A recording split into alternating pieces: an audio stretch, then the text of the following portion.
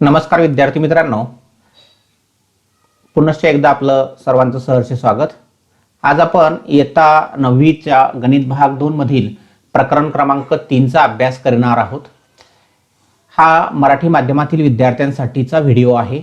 आज आपण या प्रकरणाच्या अंतर्गत लंबदुभाजकाचे प्रमेय, त्याचं विधान आणि स्पष्टीकरण समजून घेणार आहोत। त्यानंतर आपण कोनदुभाजकाचे प्रमेय, त्याचं सुद्धा स्पष्टीकरण या ठिकाणी आपण थोडक्यात समजून घेणार आहोत। त्यानंतर या ठिकाणी त्रिकोणातील कोन व बाजू यांच्या असमानतेचे गुणधर्म, लहान मोठे जर कोन असतील किंवा लहान मोठ्या बाजू असतील तर त्यांचे काय गुणधर्म आहेत याविषयी, आणि सगळ्यात शेवटी मग आपण सराव संच 3.4 मधील उदाहरण क्रमांक 1 ते उदाहरण क्रमांक 5 हे समजून घेऊया। चला तर विद्यार्थी मित्रांनो, हा व्हिडिओ आपण सुरू करूया। या ठिकाणी आता पहिल्यांदा आपण लंबदुभाजकाचे प्रमेय समजून घेऊया। परपेंडिक्युलर बायसेक्टर थेरम त्याला इंग्रजीमध्ये असं म्हणतात। याचं विधान असं दिलंय की रेषाखंडाच्या लंबदुभाजकावरील, लंबदुभाजक हा शब्द तुम्ही ऐकला असेल विद्यार्थी मित्रांनो यापूर्वी, तर त्या लंबदुभाजकावरील प्रत्येक बिंदू हा त्या रेषाखंडाच्या अंत्यबिंदूंपासून समान अंतरावर असतो। रेषाखंडाचे जे अंत्यबिंदू असतात त्यापासून या लंबदुभाजकावरचा प्रत्येक बिंदू समान अंतरावर असतो, असं या प्रमेयाचं विधान आपल्याला सांगते। उदाहरणार्थ आपण एक रेषाखंड काढूया। या ठिकाणी हा एक ए बिंदू घेऊया, या ठिकाणी हा बी बिंदू घेऊया। तर या बिंदू ए ला आणि या बिंदू बी लाच या रेषाखंडाचे अंत्यबिंदू असे म्हणतात। आता एक लंबदुभाजक याचा आपण या ठिकाणी काढूया। या ठिकाणी अशा पद्धतीने हा लंबदुभाजक आहे, म्हणजेच या ठिकाणी हे अंतर आणि हे अंतर समान असेल। याला जर आपण ओ असं नाव दिलं तर एओ अंतर आणि ओबी अंतर समान असेल, म्हणजे ही जी रेषा यल आहे, ही रेषा यल या रेषाखंड एबी ची लंबदुभाजक आहे असं म्हणतात। आता या रेषाखंडावर आपण एक पी बिंदू घेऊया। हा पी बिंदू या ठिकाणी मी घेतलेला आहे।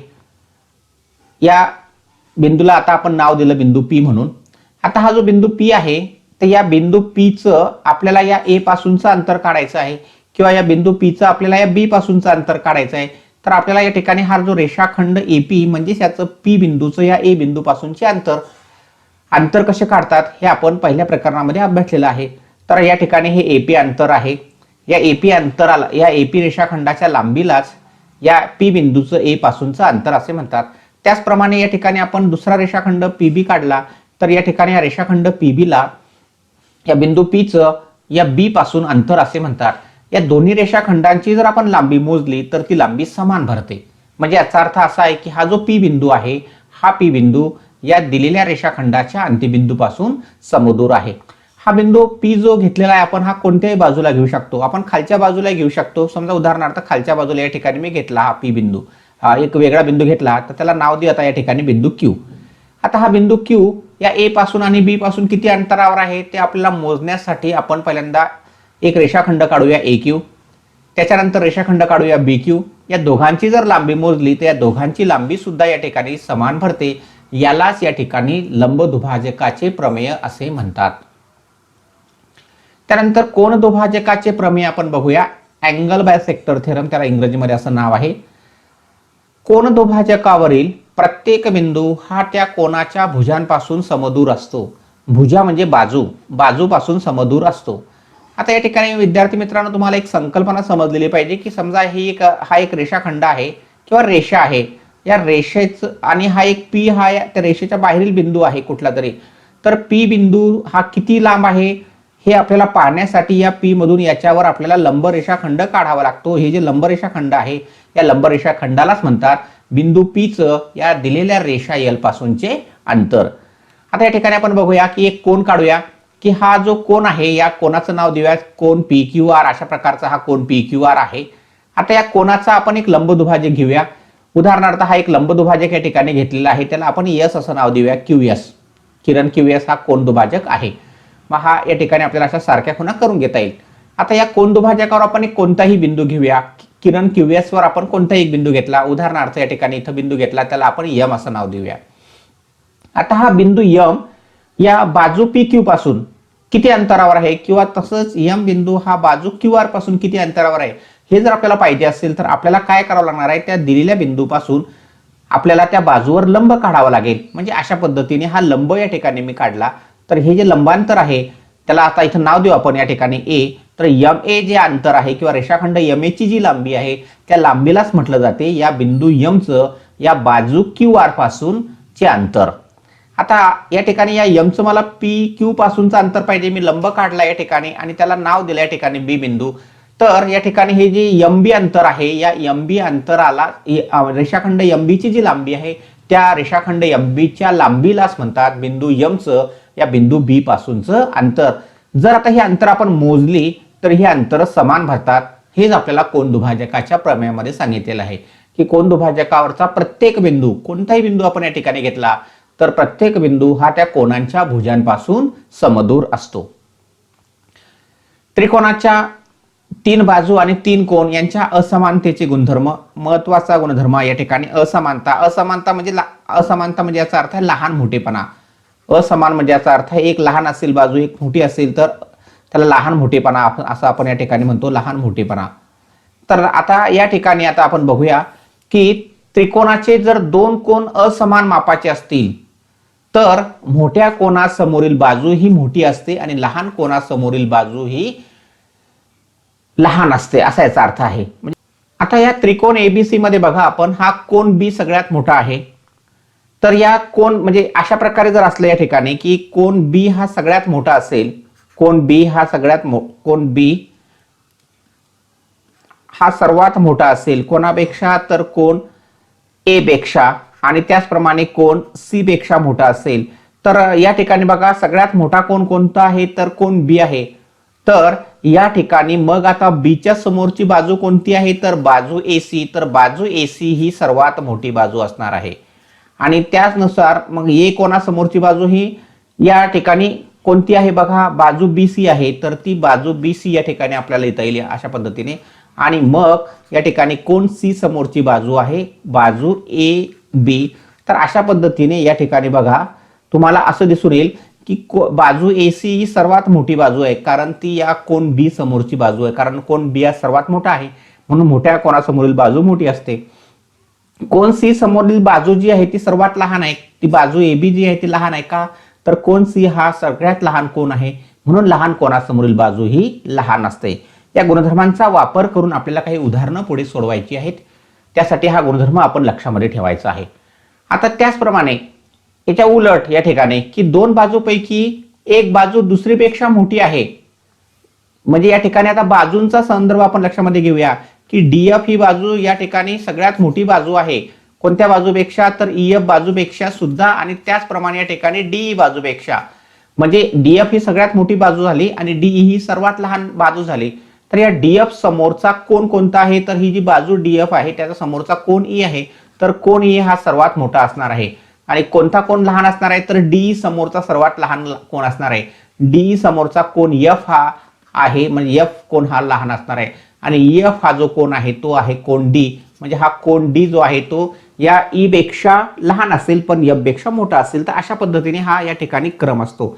म्हणजेच या ठिकाणी मोठ्या बाजूसमोरील कोन मोठा असतो तर लहान बाजूसमोरील कोन लहान असतो. असे हे त्रिकोणाच्या बाजू व कोनाच्या असमानतेचे 2 गुणधर्म आहेत. आता आपण अजून एक महत्वाचा गुणधर्म अभ्यासणार आहोत की त्रिकोणाच्या कोणत्याही 2 बाजूंची बेरीज, कोणत्याही 2 बाजू जर घेतल्या तर 2 बाजूंची बेरीज ही तिसऱ्या बाजूच्या लांबीपेक्षा जास्त असते. हे आपण एका चित्राच्या साहाय्याने समजून घेऊया की या ठिकाणी तुम्हाला असं चित्र दाखवलेलं आहे आणि या ठिकाणी ही शाळा आहे आणि हे घर आहे. त्या ठिकाणी हे घर आहे म्हणजे हाऊस म्हणू आपण त्याला, घर म्हणूया, आणि ही शाळा आहे. आता या शाळेत जाण्यासाठी ही जी शाळा आहे त्याला असे 2 मार्ग आहेत. एक मार्ग असा डॉटेड दाखवलेला आहे तुम्हाला, इथं जातो, आणि दुसरा मार्ग या ठिकाणी सरळ आहे. म्हणजे असा एक त्रिकोण तयार झालेला आहे या ठिकाणी. म्हणजे या ठिकाणी जो ए बिंदू आहे तो म्हणजे या ठिकाणी शाळा आहे, बी बिंदू हा त्या ठिकाणी कोपरा आहे त्या रोडचा, आणि हा सी बिंदूच्या ठिकाणी घर आहे. तर आता तो जो मुलगा आहे तो मुलगा काय करतोय बघा, तो मुलगा शाळेत जाण्यासाठी कोणता रस्ता निवडतो. तो या ठिकाणी बी सी ए या मार्गाने जात नाही, तर तो डायरेक्ट या ठिकाणी सी ए या मार्गाने जातोय. म्हणजे काय झालेलं आहे, का त्याने तो मार्ग निवडला, कारण या ठिकाणी या दोघांची जी बेरीज आहे म्हणजे 2 बाजू ज्या आहेत ए बी बाजू अधिक बी सी बाजू, तर याची जी बेरीज आहे ती या एसीच्या पेक्षा जास्त आहे. म्हणजे त्याला त्या ठिकाणी या ए बी अधिक एसी या रस्त्याच्या ऐवजी हा एसी रस्ता लहान दिसतोय म्हणून तो या रस्त्याने जातोय. म्हणजेच आपल्याला या ठिकाणी हा गुणधर्म लक्षात ठेवायचा आहे की कोणत्याही दोन बाजूंची बेरीज ही तिसऱ्यापेक्षा अधिक असते. म्हणून आपण अशा पद्धतीने जर असेल तर जो रस्ता आहे अशा पद्धतीने आपण हा रस्ता निवडतो. या ठिकाणी सगळं स्पष्टीकरण तुम्हाला मराठीमध्ये दिलेलं आहे. आपल्या पाठ्यपुस्तकातही हे स्पष्टीकरण आहे. फक्त आता आपण या ठिकाणी गुणधर्म लक्षामध्ये ठेवायचा आहे की दोन बाजूंची बेरीज ही तिसऱ्या बाजूपेक्षा अधिक असते किंवा जास्त असते. आता आपण सराव संच 3.4 मधील उदाहरण क्रमांक 1 घेऊया. या ठिकाणी पहिलं उदाहरण तुमच्या समोर दिलेलं आहे की आकृतीमध्ये ही जी आकृती दाखवलेली आहे बाजूला, या आकृतीमध्ये बिंदू ए हा कोन XYZ च्या दुभाजकावर आहे. जर AX चा अंतर 2 सेमी असेल तर AZ चा अंतर काढा. अशा प्रकारचं हे उदाहरण या ठिकाणी तुम्हाला दिलेलं आहे. तर आता आपल्याला माहिती आहे की हा जो बिंदू A आहे हा बिंदू A या कोन XYZ च्या लंब दुभाजकावर आहे. म्हणजे आपण या ठिकाणी म्हणूया की बिंदू A हा कोन XYZ च्या लंब दुभाजकावरील बिंदू आहे. कोन दुभाजकावरील बिंदू आहे.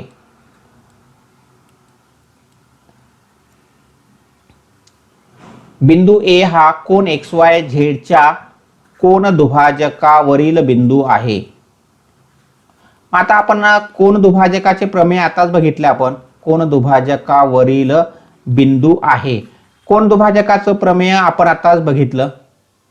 काय सांगितलंय कोन दुभाजकाच्या प्रमेयामध्ये की कोन दुभाजकावरील प्रत्येक बिंदू हा त्या कोनाच्या बाजूंपासून समदूर असतो. म्हणजेच तुम्हाला एक विधान या ठिकाणी करता येईल. म्हणून कोन दुभाजकाच्या प्रमेयानुसार आपण या ठिकाणी अगोदर कारण लिहिलं तरी चालेल किंवा विधान लिहून कारण लिहिलं तरी चालेल. कोन दुभाजकाच्या प्रमेयानुसार आपल्याला एक विधान या ठिकाणी करता येणार आहे. कोन दुभाजकाच्या प्रमेयानुसार काय विधान करता येईल आपल्याला, तर AX अंतर बरोबर या ठिकाणी होणार आहे AZ अंतर. या ठिकाणी हे जे कारण आहे कोन दुभाजकाच्या प्रमेयानुसार हे तुम्ही अगोदर अशा पद्धतीने लिहू शकता किंवा मग विधान लिहून यापुढेही तुम्हाला या ठिकाणी लिहिता येऊ शकते. परंतु आता आपल्याला माहिती आहे की AX चा अंतर तर त्यांनी आपल्याला दिलेला आहे 2 सेंटीमीटर. आपल्याला उदाहरणामध्ये त्यांनी दिलेला आहे. परंतु या ठिकाणी AX बरोबर 2 सेंटीमीटर हे आपल्याला दिलेलं आहे उदाहरणामध्ये. उदाहरण वाचा, तुमच्या लक्षामध्ये येईल. म्हणून मग या ठिकाणी AZ ची लांबी सुद्धा होणार आहे 2 सेंटीमीटर. हे आपलं या ठिकाणचं उत्तर झालेलं आहे. उदाहरण क्रमांक 2 आपल्या सराव संचामधील अशा प्रकारे आहे की कोन RST हा 56 अंशाचा आहे. RST पूर्ण आणि रेख PT लंब किरण ST टाकलेला आहे. इथं काटकोनाचं चिन्ह दाखवलेलं आहे. आणि त्याचप्रमाणे PR हा किरण SR वर लंब आहे. आणि रेख PR आणि रेख TP ह्या समान आहे. तर कोन RSP चं माप काढा. अशा पद्धतीने आपल्याला लिहायचं आहे आणि त्याचं कारण सुद्धा आपल्याला लिहायचं आहे. समजून घेऊया आता हे उदाहरण आपण मग की या ठिकाणी तुम्हाला असं दिलंय की रेख PT लंब, ही लंबची खूण आहे. अशा प्रकारे लंब दिलेला आहे तुम्हाला किरण ST वर, बरोबर आहे. असं आपल्याला दिलेलं आहे पक्षामध्ये या ठिकाणी. आणि त्याचप्रमाणे आपल्याला अजूनही असं दिलेलं आहे पक्षामध्ये की हा जो रेख PR आहे हा सुद्धा या ठिकाणी लंब आहे. कोणत्या किरणावर तो लंब आहे, तर किरण SR वर तो लंब आहे. या दोघांनाही आपण एकत्रितपणे कारण देऊ शकतो. पक्ष किंवा या ठिकाणी दिलेले आहे असंही आपल्याला या ठिकाणी म्हणता येईल. आणि त्याचप्रमाणे आपल्याला अजून असं दिलेलं आहे की या ठिकाणी जो रेख PR आहे, रेख PR आणि रेख PT हे एकरूप आहेत. रेख PR एकरूप रेख PT हे सुद्धा आपल्याला या ठिकाणी दिलेलं आहे. याला सुद्धा आपण कारण म्हणू शकतो पक्ष. एवढ्या गोष्टी आपल्याला उदाहरणात दिलेल्या आहेत. ज्या दिलेल्या असतात त्याला आपण पक्ष म्हणतो. म्हणजे आता या ठिकाणी काय दिसते आपल्याला, तर असं दिसते की हा जो बिंदू P आहे आकृतीमध्ये बघा, बिंदू P हा या ठिकाणी PR अंतर आणि PT अंतर समान आहे. म्हणजे बिंदू P हा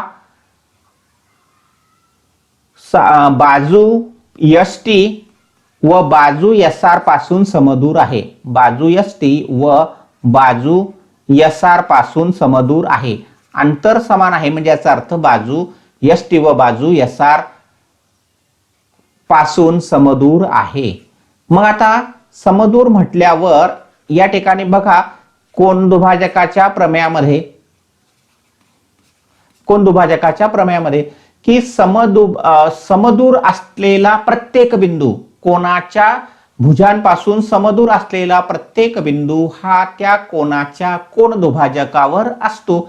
म्हणजेच या ठिकाणी आपल्याला काय म्हणता येईल, म्हणजेच या ठिकाणी किरण एस पी हा कोन दुभाजक होईल. कोन दुभाजकाच्या प्रमेयानुसार या ठिकाणी कोन दुभाजक होईल. मग कोन दुभाजक झाल्यामुळे या ठिकाणी त्या कोनाचे दोन समान भाग होतील. कोणते दोन समान भाग होतील, तर या ठिकाणी आपल्याला विचारलेलं आहे की RSPचं माप, म्हणून या ठिकाणी कोन RSPचं माप विचारलं आपल्याला. कोन RSP बरोबर या ठिकाणी होणार आहे 1/2 गुणिले कोणता कोन दिलाय आपल्याला, RST दिलेला आहे. मग आता या RSTचं माप तुम्हाला 56 अंश दिलेलं आहे. 1/2 गुणिले 56 किंमत टाका आणि हे आकडेमोड करा. हे आकडेमोड केली की तुम्हाला कोन RSPचं माप मिळेल 28 अंश. म्हणजेच कोन RSPचं माप आहे 28 अंश. त्याचं कारण लिहा. कारण म्हणजे आपण हे जे स्पष्टीकरण लिहिलेलं आहे या स्पष्टीकरणालाच कारण असे म्हणतात. या ठिकाणी अशा पद्धतीने आपण हे कारण लिहू शकतो. उदाहरण क्रमांक 3 आपल्या समोर अशा प्रकारे आहे की त्रिकोण PQR मध्ये PQ ची लांबी तुम्हाला 10 सेमी दिलेली आहे, QR ची लांबी 12 सेमी दिली आहे आणि PR ची 8 दिली आहे. तर या त्रिकोणामध्ये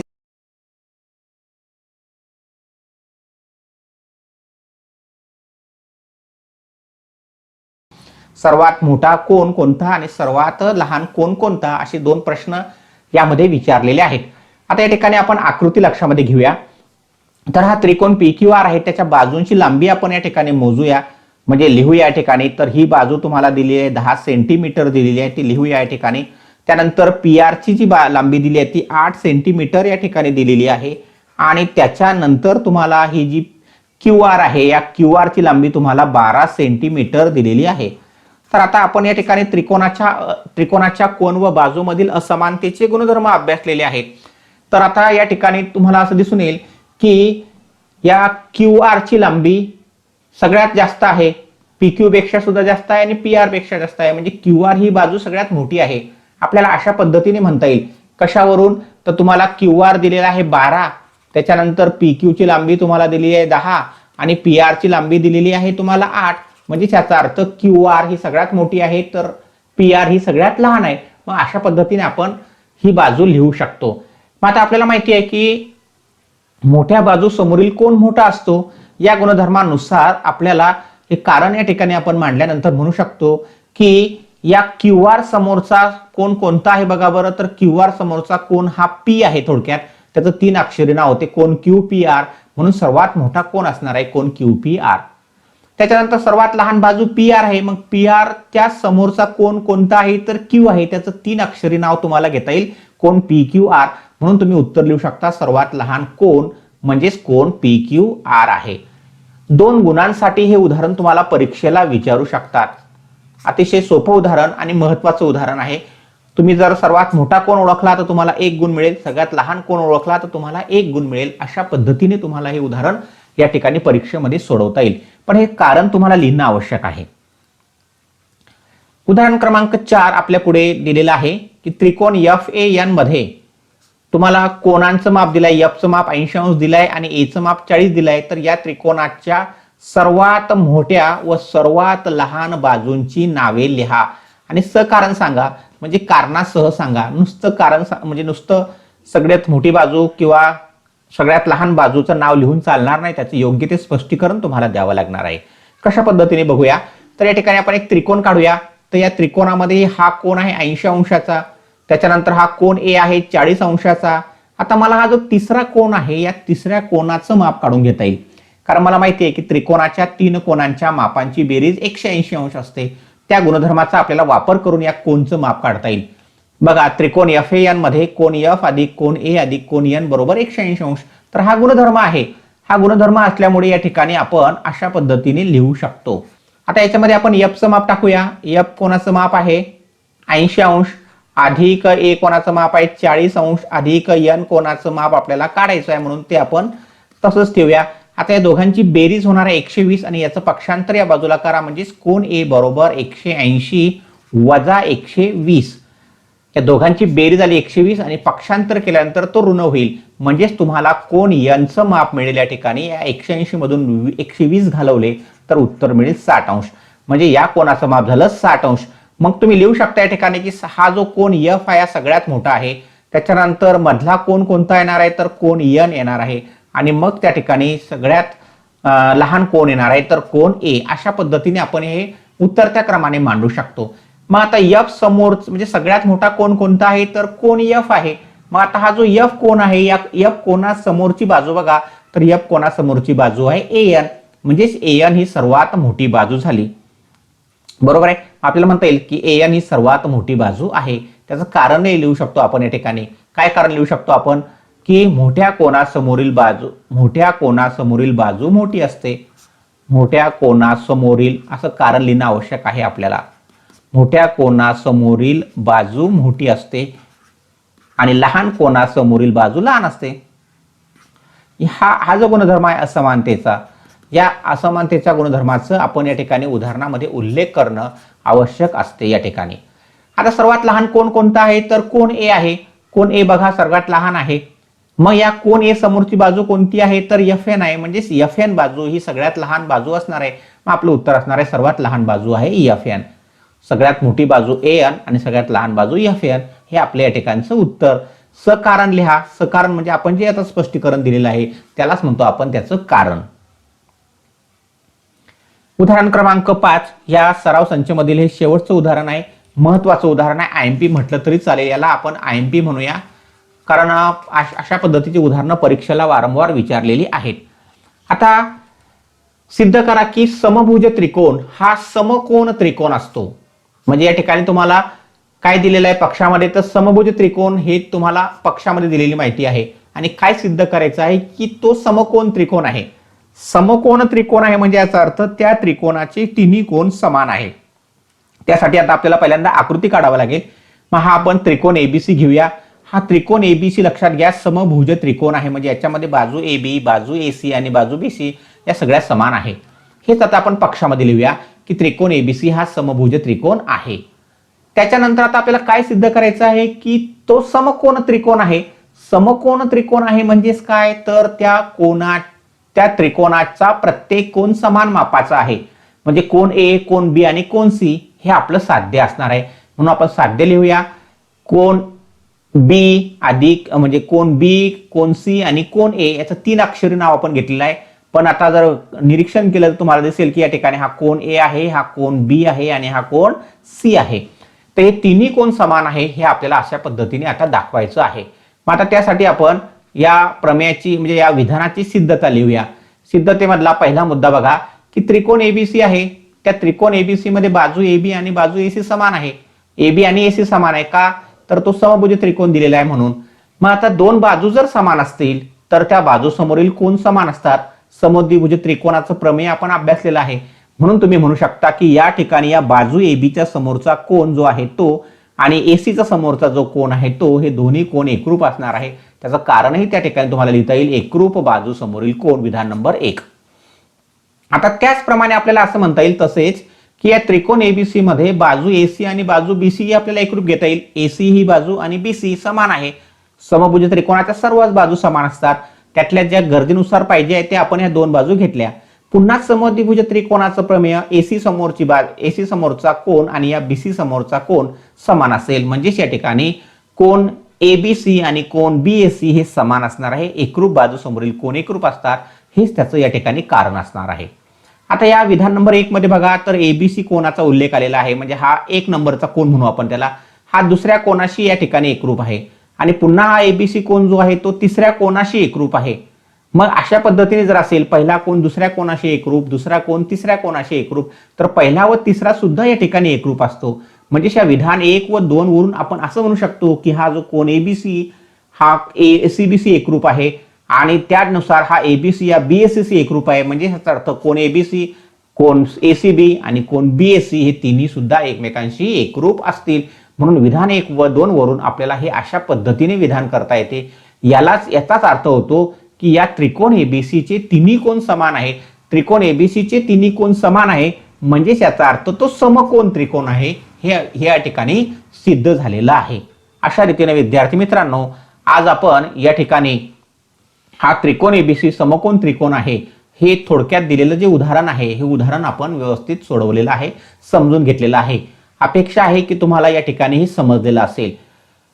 जर आपल्याला या ठिकाणी हा व्हिडिओ आवडला असेल तर या व्हिडिओला आपण या ठिकाणी लाईक करा, सबस्क्राईब करा आणि शेअर करा. Thank you for watching. Keep watching, keep learning.